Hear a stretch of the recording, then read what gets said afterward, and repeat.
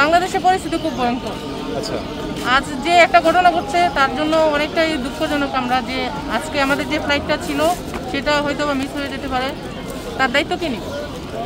বাংলাদেশে যে আমরা এত এত রিমিটেন্স দিচ্ছি, বাংলাদেশের জন্য এত উন্নয়ন করছি, তার বিনিময়ে আমরা কি পাচ্ছি?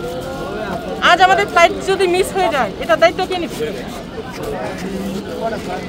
বুঝতে পারতেছি না কি করবো না করবো। আমি আজ থেকে দেশে থেকে আসছি 8:30 বাজে, আমার ফ্লাইট হচ্ছে 9:30। ওই পর্যন্ত আমি এখানে ভিতরেও ঢুকতে পারতেছি না। আপনাদেরকে বলে দেওয়া হয়েছে?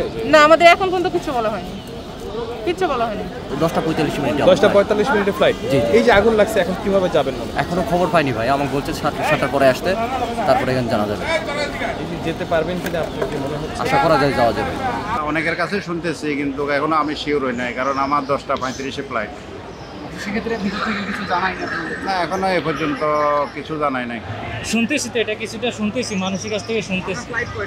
আমার 10:10 রাতে, এখনো কিছু বুঝতে পারিনি। আমি এখন এখানে আসছি, বুঝতেছি না তো কি কতটুকু লেট হবে, কত ঘন্টা পিছনে যাবে, এটা এখনো বুঝতেছি না। দেখি কি হয়। ইনশাআল্লাহ যেতে পারবো, এরকম একটা আশা। না যেতে পারলে কি অবস্থা হবে? না যেতে পারলে তো অনেক কষ্ট হবে। যেমন এই যে এখানে থাকতে হবে, কোনো জায়গা নেই আর এখানে যাওয়ার মতো।